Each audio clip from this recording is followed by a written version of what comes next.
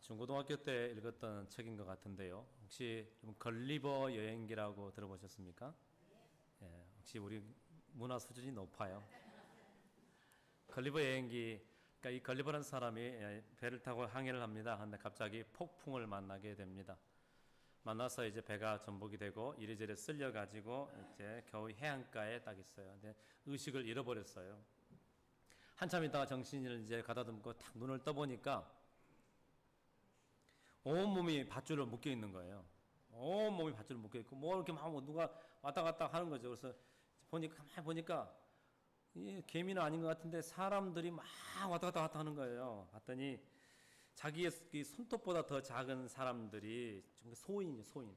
소인국에 도착한 거예요. 작은 사람들이 막 이 사람을 묶고, 칼을 막 들고 다니면서 이 사람을 막 하는 거예요. 그래서 어떤 놈은 콧구멍에 막 들어갔다 나갔다 어이 동굴을 발견했다고 하면서 예, 근데 그렇게 다니고 있고, 그래서 기침 한번 했더니 그 쓰나미 만난 거죠. 토네도 만난 것처럼 확 쓸려 나가기도 하고, 소인국 리리퍼트에 도착한 것이었던 것이죠. 그 나라는 참으로 작았습니다. 사람도 작고 집도 작고 그냥 모든 게 작은 거예요. 식탁 위에 모든 것도 이 걸리버가 보기에는 손톱밖에 안 되는, 그러니까 작은, 우리가 보았을 때는 개미 정도밖에 안 되는 바로 그런 존재들이 거기에 있더라는 것이죠. 근데 참으로 이상하게도요, 이제 그들과 이런저런 대화를 좀 해보면서 이 소인국 사람이 이제 거인국을 이 사람을 리트리버를 만났으니까 그들이 보기에는 거인이죠. 만나서 이런저런 이야기를 해보니까 뭐 재밌기도 하고 뭐 그렇습니다. 그러니까 그러면서 걸리버가 딱 느낀 게 뭐냐면 이 사람들 크기가 손톱만 해도 한번 따서 봐요. 자존심은 세계 1위다. 네, 자존심은 엄청 강한 거예요. 손톱밖에 안 하는데 크기가 자존심은 1등인 거예요.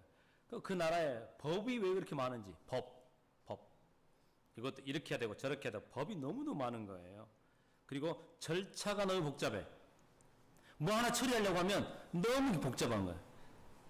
저도 미국 와가지고 한국 와서 차이점이 뭐냐면, 한국은 빨리빨리잖아요. 그죠? 빨리빨리. 근데 여기 와가지고 뭘 처리하려고 하면 빨리빨리 안 해요? 천천히. 그 정도 아닙니다. 천천히. 그러면 한나절이고 뭐 하루고 뭐 다 지나가 버리죠.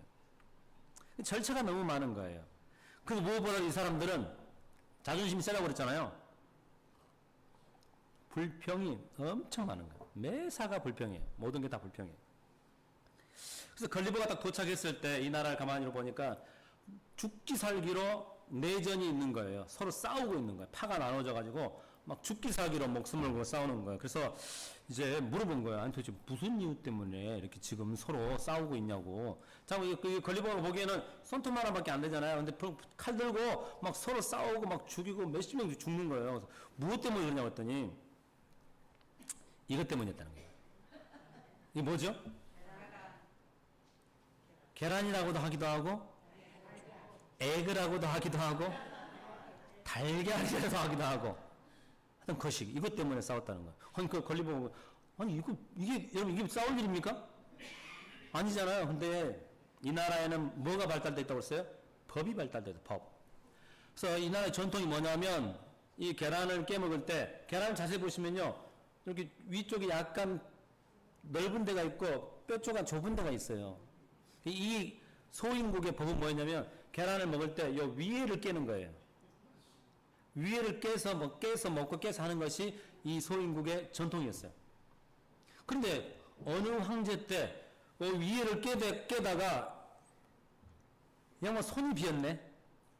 왕이 손이 비었어요.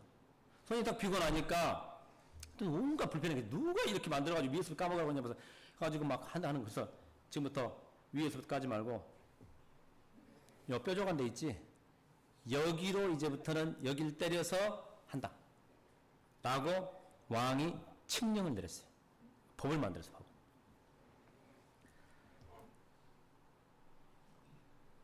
그 순간부터 왕이 만들면서 만약에 위쪽을 깨가지고 계란을 먹는 사람들은 반역이다.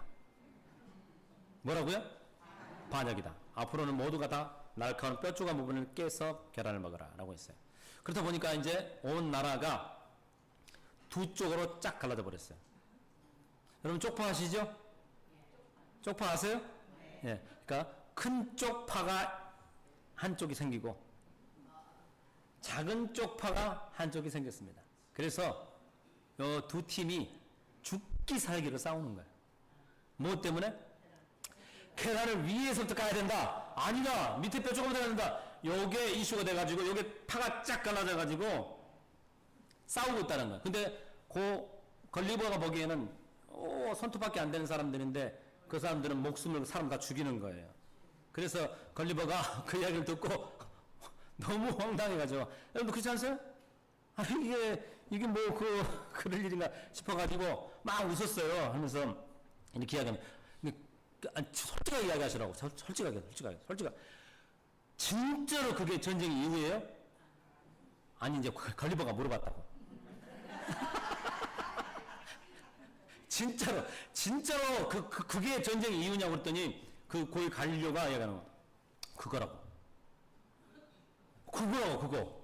그게 우리한테는 진짜 중요한 일이라고. 그러니까 그게 사람이 죽어나가는 목숨 걸 일이냐고 했더니 목숨 걸 일이라고. 이 두 쪽이 나도 이거는 저쪽 팔을 없애야 된다고. 어디서 건방지게 뼈 조각 부분에 계란을 깨냐고. 이건 있을 수 없다. 전통을 깬다? 이거는 있을 수 없다. 자존심이 세가지고 절대 안 꺾는 것이죠. 그래서 걸리버가 이 소인국을 지나가면서 이렇게 기록을 남깁니다. 이들은 작은 몸은 가지고 있지만 자존심은 진짜 세고 별거 아닌 일에 목숨을 거는 사람들이더라. 참 우스워 보이지만 저와 여러분의 가정은 어떻습니까?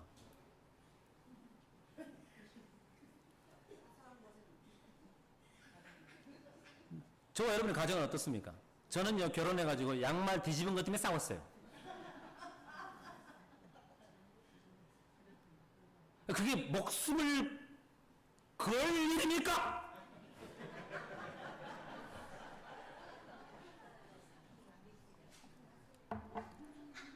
저희 사목 없어요. 저는 아무 데나 못 살아.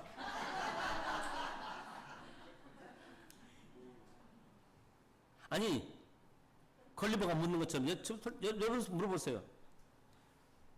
꼭 이리 깨서 먹어야 되는 거예요? 이게 계란, 여기서 깨는 저기서 이렇게 계란 깨는 게 죽기 살기로 목숨을 걸 일이냐 말이에요. 우리나라는 6.25라는 참 아픈 전쟁이 있습니다. 한국전쟁이라고 하죠. 그렇죠? 싸우는 이유를 당시 싸우는 청년들은 솔직히 몰랐어요. 그죠? 이념이고 뭐고. 아니 동네 형하고 뭘 싸워. 이념 배운 적도 없는데 군복을 어떻게 하다 보니까 입은 것 뿐이잖아요. 이념은 저 위에 사람들이 한 것이고 실제로 총 들고 나가는 청년들은 가보니까 너 왜 여기 있냐 했더니 형 너 여기 지난번에 말씀드렸잖아요. 왜 싸우는지 몰라. 근데 목숨을 걸어버렸어. 우리는 목숨을 걸어버렸어.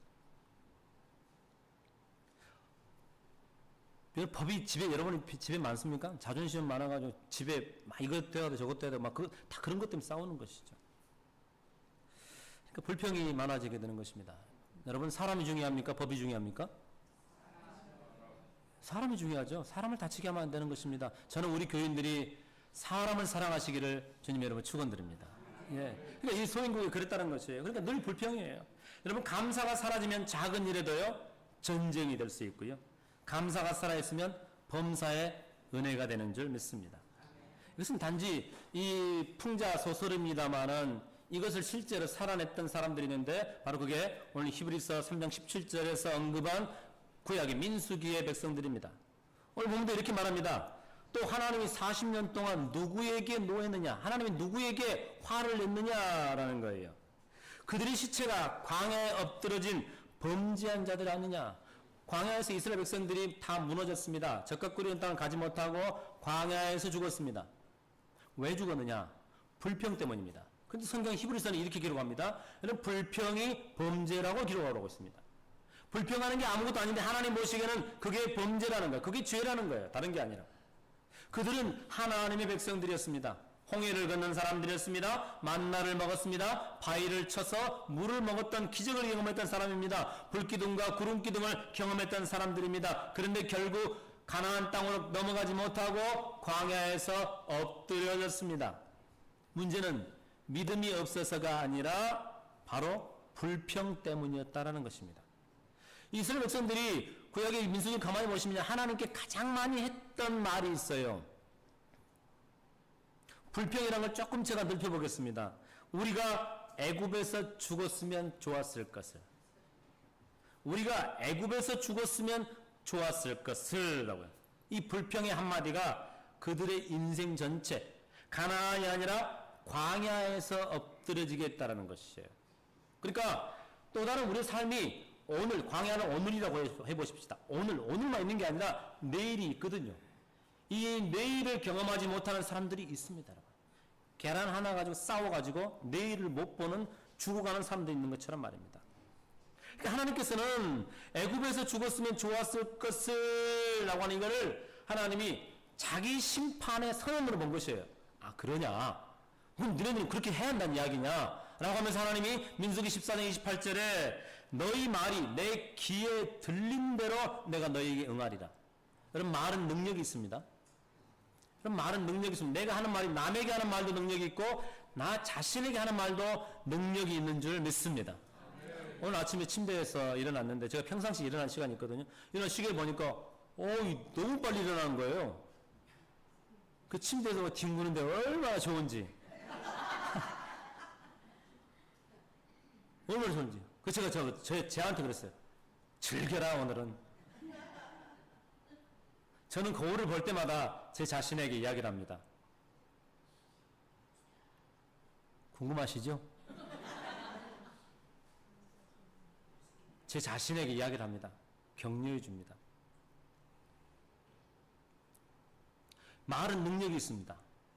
그래서 여러분 할 수만 있다면 살리는 말 하시기를 주님 여러분 축원드립니다. 이 한마디가 인생을 바꾸는 결정적인 언어가 될 줄 누가 알았겠습니까? 말은 영향력이 있습니다. 여러분 기억하시기 바랍니다. 그래서 신자는 살리는 말을 자주 해야 됩니다. 살리는 말을 자주 해야 됩니다. 그래서 제가 여러분에게 억지로라도 You are number one. 교인들끼리는 number one. 한국 갔다 하면 우리는 갔다 오신 분들 보면서 You are number one. 보고 싶었어요. 반가워요. 그렇죠? 오랜만에 봐도 보고 싶었어요. 반가워요. 하나님은 우리의 행동만이 아니라 우리의 말에도 귀를 기울이시는 줄 믿습니다. 민수기 13장에 나오는 오늘 히브리서 언급한 그 정탐꾼들은요. 이런 보고를 합니다. 다 아니까 제가 간략히만 말씀드립니다. 그 땅의 거민은 장대하고 우리는 메뚜기 같다라고 합니다. 틀린 말이 아닙니다. 그런데 그들의 보고서에 뭔가 빠진 게 있습니다. 신자들은요. 예수를 믿는 순간부터 저와 여러분들이 늘 기억하며 살아갈 게 뭐냐면 내 인생에 누가 개입하신다? 예, 내 인생에 누가 함께 하신다? 하나님이 함께 하신다. 여러분 지난주 한 주간 노래 부르셨어요? 벌써 까먹으셨구나. 앉으나 서나? 주님 생각하셨어요? 아니 노래를 부르시면서 하셔야 되는데. 그러니까 하나님이 저와 여러분 인생 가운데 함께 하신다고요. 이걸 빼면 안 됩니다. 그런데 이 사람들이 그 보고를 한 거예요. 그러니까 히브리서는 이렇게 말합니다. 그들이 믿지 아니함으로 들어가지 못하느니라. 보세요. 그 땅의 거민은 장대하고 컸어요. 키가. 우리는 메뚜기니라라고 하는데 믿지 아니함으로 들어가지 못했다라고 하면 그러면서 애굽에 죽었으면 좋았겠다고 이야기하는 거예요. 불평하는 것 자체가 믿음이 없는 걸 보게 되고 여러분 사실만 딱 이야기하는 거. 거민이고 성벽이 너무 높다. 이 사실만 이야기하는 것을 하나님은 믿음이 없다라고 했어요. 그래서 들어가지 못했다. 그것을 하나님의 은혜를 경험하지 못하게 됐다라는 것이에요. 여러분 적과 꿀이 흐르는 땅을 그들은 봤습니다. 그럼에도 불평 때문에 못 들어갔습니다. C.S. 루이스는 기독교 영성학자 나니아 연독을 썼던 그분은 이런 표현을 썼습니다. 인간을 괴롭게 하는 것은 사건이 아니라 사건에 대한 해석이다라는 것이에요. 쉽게 표현하면 이런 것입니다. 조금 쉽게 안다고 할 수 있어요. 자, 여기 물이 있습니다. 물이 있습니다. 제가 물을 들고 가다가 우리 이정수 집사님 물을 줘야 되는 지난주도 물 이야기했는데 이번 주도 물 이야기 좀 하겠습니다. 가야 되는데 제가 이정수 집사님 물을 딱 주다가 그 앞에 딱 도착하자마자 갑자기 제가 이게 균형을 잃어가지고 이정수 집사님 물을 쏟아버렸어요. 물을 쏟아버렸어. 자, 이거는 사실이죠? 여기다가 이제 해석을 한번 집어넣어볼게요. 이정수 집사님이 왜 갑자기 목사님이 여기 와서 넘어졌지? 평소에 나를 싫어했구나. 아하. 여러분, 그냥 이정수장이 앞으로 괴로워할 게, 이 물이 엎질러진 게 괴로운 거예요? 목사님이 나를 싫어하겠지라고 하는 그것이기 때문에 괴로운 거예요. 그렇죠. 근데 다르게 해석에 들어가 보십시다. 왜 목사님 여기 와서 넘어지시지? 기운이 없구나, 목사님이. 보약 한탕 해드려야겠구나. 내가 평소에 못 봤었네. 그럼 보세요. 지금 인간은 사건으로 살아갑니까? 해석으로 살아갑니까? 그렇지, 바로 이 이야기를 하고 있는 것입니다. 그러니까 적각거리는 가나안 땅을 봤어. 봤는데 이 사람들은 해석이 딱 들어가는데 하나님을 뺀 해석이 들어간다 이 말이에요. 근데 그것 때문에 그들이 광야를 못 넘어가게 되는 거예요. 인간관계도 이런 식으로 하는 분들 참 많습니다. 물론 그 해석을 경험하도록 의도를 집어넣는 것도 문제지만 실제 괴로운 거는 우리들이 다 이렇게 사는 거예요. 같은 땅이고 같은 사람인데 사건이 달라진 것이 아니라 해석이 달라진 것이죠. 분명히 그들은 적과 꿀이 흐르는 땅이라고 평가를 했습니다. 그런데 그 다음에 이렇게 말합니다. 그 땅의 거민은 강하고 성읍은 견고하고 우리는 메뚜기 같다라고 이야기합니다. 그러니까 적과 꿀이 흐르는 땅, 긍정적 정보죠. 그렇죠. 적과 꿀이 흐르는 땅, 긍정적 정보죠. 그런데 거기 봤다 부정적이지도 않고 아무것도 아니고 그냥 그대로 있는 그 사실 자체, 그들은 키가 컸고 성벽은 견고했다라는 사실 그 자체, 그렇죠. 그 자체뿐이었어요. 그런데 해석은 완전히 달라집니다. 자기들이 보기에 너무 높다라는 것이에요. 그래서 이들은 10명은 이렇게 말합니다. 거인의 땅이다 라고 이야기를 하고 2명은 약속의 땅이다 라고 이야기를 합니다. 그러니까 땅이 달라진 게 아니라 뭐가 달라졌죠? 해석이 달라진 것이죠. 시선이 달라진 것이죠. 이게 바로 불평의 본질이고 믿음 없음의 본질이다라는 것이죠. 믿음이 없다고 하나님 평가했지 않습니까? 그러니까 불평이 똑같다라는 것이에요. 불평은 그러니까 현실이 아니라 현실을 해석하는 관점의 병인 것입니다. 다시 말해서 내가 세상을 바라보는 관점이 병든 것이다 라는 뜻이에요. 이것을 가리켜서 조금 고급스러운 용어로 이렇게 말합니다. Negative confirmation bias다. 부정적 확증 편향이다. 예를 들면 이런 것이에요. 일을 했는데 10가지 중에서 9가지가 진짜 잘 됐어요. 살다 보면 그럴 수 있대. 그죠? 근데 한 가지가 약간 거시기해. 그럴 때 이 부정적 확증 편향성을 갖고 있는 사람들은, 쉽게 말해서 불평의 길이 나 있는 사람들은 이 하나를 보고 어떻게 하느냐? 19을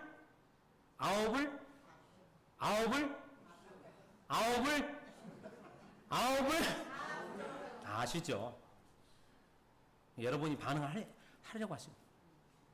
9을 어떻게 하느냐? 탁 깎아버립니다. 인간관계도 그렇게 사는 분들이 있습니다. 10번 잘해도 한 번 잘못하면 이거 벌써 이러시네.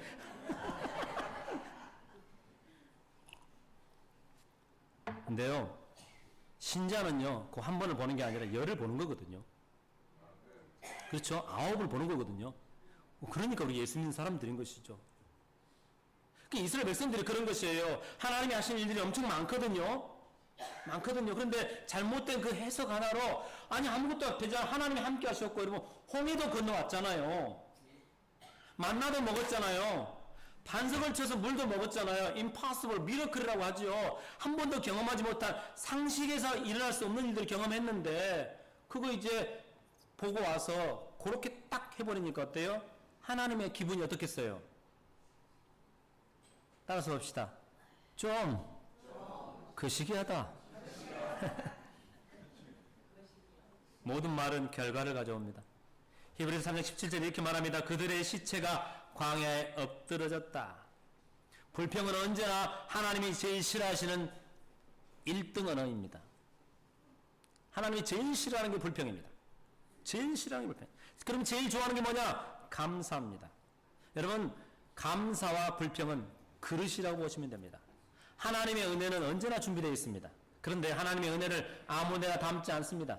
불평은 그릇이 없어요. 하나님은 거기다 뭘 붓겠어요? 감사를 하잖아요. 그게 내가 은혜 받을 그릇 준비하는 겁니다. 불평하니까 하나님이 은혜를 거기 부어요, 안 부어요? 안 붓는다는 것이죠. 히브리서 3장 15절 말씀에 주님이 이렇게 말씀하십니다. 한 걸음 더 나아가서 주님은 우리에게 버려야 할 마음이 있다고 합니다. 마음 중에서도 버려야 할 마음이 있는데 이렇게 말합니다. 오늘 너희가 그의 음성을 듣거든 너희 마음을 완고하게 하지 말아라. 뭐 하지 말라고요? 완고하게 하지 말아라. 딱딱하게 하지 말아라 라는 뜻입니다. 딱딱하게 하지 말아라. 이 완고하다는 단어가 헬라어로 스켈레오르라는 단어가 쓰였는데 이 단어는 굳어지다, 말랑한 상태를 잃어버리다 라는 것입니다. 의학용어로 쓰면 여러분 혈관이 굳어지는 걸 경화라고 합니다. 경화. 동맥경화는 뭐 경화라고 합니다. 굳을 경자에다가 뭐 바뀐다는 거예요. 그 단어가 스켈레오시스라는 단어입니다. 이 단어가 헬라어에서 어원하고 똑같은 단어입니다. 그러니까 완고해진다라는 마음은 우리의 영혼이 지금 어때요? 딱딱해진다는 거예요. 마음이 딱딱해졌다는 거예요. 하나님의 말씀이 은혜가 흘러가야 되는데 그 길이 막혀있는 상태를 말한다는 것이에요. 의사들이 말하죠. 혈관에 굳는 경화는 어느 날 갑자기 생기지 않고 염증 때문에 생긴다는 거예요. 작은 염증 하나 때문에 생긴다는 거예요. 그래서 몸에 염증이 있는 게 너무 되게 위험한 것이죠. 혈관벽에 기름이 차기 시작하고 그것이 굳어지면 피가 흐르지 않게 되는 딱딱해진다는 것입니다. 그래서 생명선이 막히게 되고 몸의 일부가 죽게 되는 일이 벌어진다는 것이에요. 여러분 신앙생활도 똑같습니다. 불평은 우리 영혼의 혈관에 생기는 염증하고 똑같은 것이에요. 그래서 하루를 짜증내는 거, 그 염증 하나가 지금 생긴 것입니다. 하루를 짜증내는 거. 작은 원망 하나 대수롭지 않게 보여도 그것이 마음에 쌓이면 어떻게 되는 거예요? 계속적으로 그 혈관이 막히게 되면서 진짜 본질적인 다 막히게 된다는 것이에요. 다시 소인국으로 한번 가보십시다. 여러분이 걸려봅니다. 한번 봐보세요. 묶었어요. 요만한데 요거 가지고 싸우고 목숨을 거는 사람들이 있어요. 뉴욕의 엠파이어 스테이트 빌드만 올라가 보세요. 밑에 어떻습니까, 여러분? 여러분 구글 집에 가셔서 구글 지도를 한번 쭉 펴보십시오. 내가 무엇 때문에 오늘 이 애난데일 7007 콜롬비아 파이크 애난데일 버지니아 22003 여기서 내가 목숨을 걸어야지 그러고 있나 봐보시기 바랍니다. 무엇 때문입니까 우리가? 무엇 때문입니까? 걸리버가 보기에 웃긴 거예요. 아니, 크기도 얼마나인데 자존심만 엄청 써가지고 우리 인간이 그렇게 살아간다는 것이에요. 사랑하는 여러분, 예전에는 하나님 말씀이 막 들리지 않았습니까? 하나님 은혜가 막 쏟아지고 하는데 그때 들리지 않았습니까? 그런데 어느 순간 마음이 딱딱해져 있지요. 이거 영적인 동맥경화에 걸린 것입니다. 말씀이 들려지고 선포되는데 그건 내 이야기 아니지. 나한테 하는 이야기는 아니지. 라고 하면 스스로 벽을 딱 쳐버린다는 것이죠. 예배가 기쁘고 감동이 일어나지 않았습니까? 감격이 일어났는데 언젠가 우리도 모르게 습관처럼 앉아있게 된다. 그건 나도 모르지만요. 이거는 점점 내가 굳어져 가고 있다라는 것입니다. 사랑하는 이스라엘 백성들은 홍해를 건너자마자 얼마나 놀라웠는지 감동의 노래를 불렀습니다. 모세의 노래죠. 계시록 15장에 똑같이 나오는 그 감동의 노래를 불렀던 그들이 여러분 보세요. 딱딱해지니까 불평으로 인생이 거기서 끝나. 근데 이 영적 동맥경화를 영적으로 딱딱해진 이거를 풀 수 있는 약이 있습니다. 뭘까요, 여러분?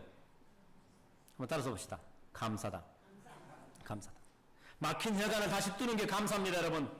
감사하면 마음이 부드러워지면 은혜가 다시 우리 가정 가운데 흘러 들어가게 되는 것입니다. 여러분, 저와 여러분이 가지고 있는 모든 법은 이젠 정리하십시오.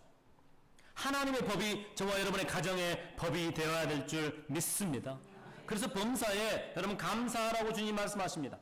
감사를 배우라고 말씀하십니다. 감사를 하라는 것입니다. 완악한 마음을 버리는 게 바로 감사하는 게 완악한 마음을 버리는 것이라는 것이에요. 범사는 엔판티 모든 일에 하라는 거예요. 좋은 일뿐만 아니라 모든 일에. 그러니까 믿음의 사람들은 상황을 보는 것이 아니라 하나님을 보는 줄 믿습니다. 하나님이 그렇게 이끌어 가신다는 것을 보고 감정적 결과가 아니라 내가 그것을 감사를 선택하는 것이라는 거예요. 그럼 불평도 선택입니다. 감사를 선택하는 것이에요. 그러니까 단순한 덕목이 아니라 하나님의 명령입니다. 여러분 성도 여러분, 우리가 성도인데요. 저와 여러분 감사할 이유가 진짜로 없습니까? 감사할 이유가 여러분 진짜 없습니까? 우리가 못 보고 있을 뿐인 것입니다. 시편 150편 6절 시편을 끝내면서 마지막은 호흡이 있는 자마다 뭐 하라고 합니까? 감사라고 합니다. 작년인가요? 우리 이상효 장로님이 교회 일을 하시다가 사고를 당해서 병원에 입원하셨잖아요. 그죠? 갈비뼈가 상당히 부러졌습니다. 나중에 이제 호흡을 해야 되는데 호흡이 잘 안 되니까, 안 되죠. 여기 딱 들어갔으니까. 호흡에 무슨 일이 하냐면 호흡기를 이렇게 주잖아요. 그죠? 불고 땡기고 불고 땡기고 하는 이 호흡을 하는. 여러분 지금 우리가 저와 여러분들이 들숨과 날숨을 이렇게 하는 것 자체가 그냥 쉬운 일 같은데 이게 지금 엄청난 일인 줄 믿습니다. 이거 하나가 안 되면요. 이거 하나가 모든 게 안 되는 거예요. 제가 타주에서 목회를 할 때 한 70대 되신 분을 만나요. 정말 운동이라면 그 지역의 선수였어요. 탁구 선수였어요. 그런데 어느 날 갑자기 이유를 모르는데 블러드 클래시 생겼어요. 혈전이 생긴 거예요. 혈전이 나중에 다리 쪽에 생긴 겁니다. 다리 쪽에 생겨서 온 몸에 막 이렇게 피가 안 통하니까 막 다리가 붓는 거예요. 그래서 그 지역의 최고의 병원에 가서 치료를 하는데 원인을 모릅니다. 그분은 거기서 못 일어났습니다. 저희 큰딸이 오래전에 그 유스 아이들과 이렇게 럭비를 하면서 그 지역에 럭비를 나가려고 럭비를 하면서 그 교회 오빠가 럭비공을 잡고 이렇게 던졌는데 저희 큰딸이 딱 잡았는데 그때 키가 컸어요. 나이 또래 키가 크는데 장기도 같이 커야 되는데 먼저 몸이 크고 장기는 작은 상태니까 공을 받는다는 것이 받긴 받는 이렇게 가슴으로 받는다는 것이 딱 받긴 받는 여기에 정통으로 맞은 거예요. 그렇다 보니까 폐가 컬랩스, 그러니까 기흉이 있다고 와버린 것이에요. 근데 아무도 몰랐어요. 저도 몰라서 물어보면 집에 왔는데 아빠 제가 숨이 안 쉬어져요. 그래서 가서 숨이 안 쉬어져. 잠깐 가서 밖에 나갔다가 찬바람 쐬고 와라. 다음날 학교 다니면 아빠 아침에 일하는데 숨이 안 쉬어져. 뭐 몸이 좀 뭐가 이렇게 나는 것 같아요. 저도 처음 본 거니까 뭐가 나는 것 같아요. 참 제가 무시가 나빠져. 그래서 학교를 보냈어요. 학교로 가라. 갔다 와라. 갔다 와서 보면 또 뭐가 있겠지. 가면 좋아질 수도 있고. 그러니까 학교 갔는데 애가 숨을 못 쉬는 계속. 나중에 보니까 이제 온몸에 이렇게 기포가 막 생기는 거예요. 부는 거죠. 이렇게 막 პოლპოლ 올라오는 거예요. 그래서 학교에서 응급실 불러가지고 바로 그 지역의 최고의 병원을 딱 갔습니다. 가서 봤더니 기흉인 거예요. 탁 뚫었어요. 그래서 살았습니다. 아마 30분만 됐으면 당신 딸은 죽었다. 그래서 제가 이렇게 무식한 아빠가 있다니. 여러분 아프면 병원 가세요. 우리 교인들 꼭 가시기를 드시는 약 내 마음대로 끊지 마시기 바랍니다. 봉변 나갑니다.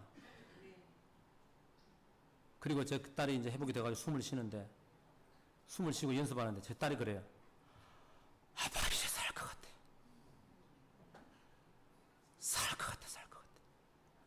여러분 숨 쉬는 거 하나가.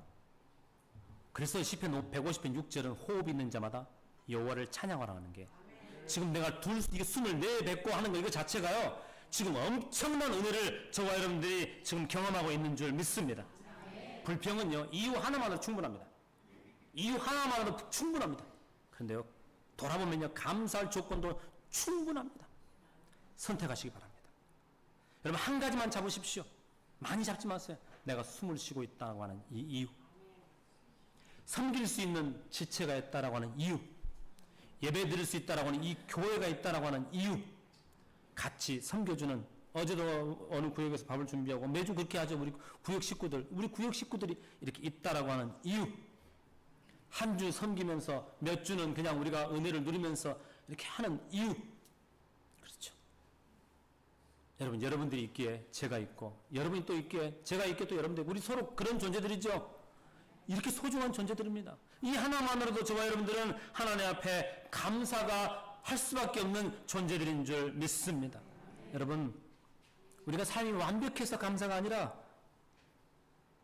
하나님이 이끌어가고 계시겠다고 하는 그 사실 때문에, 그 해석이 하나가 들어가면, 하나님이 선하게 이끌어 가신다는 그 해석 하나가 들어가면 고난을 겪고 있어도 감사가 일어날 줄 믿습니다. 해석 하나가 이렇게 중요합니다. 여러분, 제가 아까 예를 들었지, 이정선 집사님 앞에 가서 물을 쏟는데 해석 하나가 이성전 집사님 마음을 평생을 괴롭게도 할 수 있고 평생을 섬기는 자로 살 수도 있는 일이 벌어지는 것입니다. 사랑하는 여러분, 해석이 이만큼 중요합니다. 불평으로 인생을 깔지 마시고 감사로 우리의 삶을 다시 일으키시기를 주님의 이름으로 축원드립니다. 참 좋아하는 찬양 하나 여러분께 소개하고 마치겠습니다. 우리말로는 10,000가지 이유란 말로 번역을 했습니다. 영어로는 원래 번역 제목은 10,000 reasons라는 것입니다. 10,000 reasons for my heart to find the grace of God around my all situation. 내가 하나님의 은혜를 한번 찾아보니까 10,000가지가 넘더라는 거예요. 근데 반대로요, 불평하려고 하다 보면요, 불평거리가 한번 따라서 봅시다. 10,000가지가 넘는다. 불평거리 찾아보세요. 10,000가지가 넘습니다. 근데 감사하려고 하다 보면요, 감사가 넘칩니다. 저는 오늘 우리가 다시 결단하시기 바랍니다. 이 가을에 감사가 내 인생의 모토가 되시기를 주님의 이름으로 축원드립니다. 우리 한번 인사하십시다. 옆 사람 보고 다시 한번 인사합니다. 감사합니다. 감사합니다.